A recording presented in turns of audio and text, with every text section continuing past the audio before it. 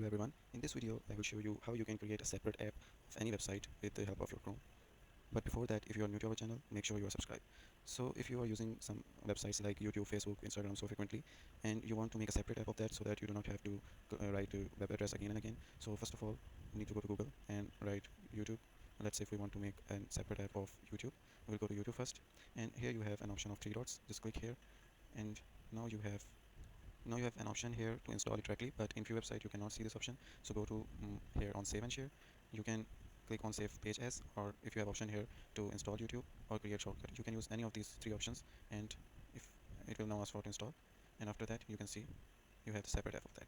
So if I cross this and Google Chrome, you can see we have YouTube on our desktop and taskbar. So if we open this, we'll directly go to YouTube, and we do not have to go to first on Google Chrome and write YouTube, and we do not have to get the long way.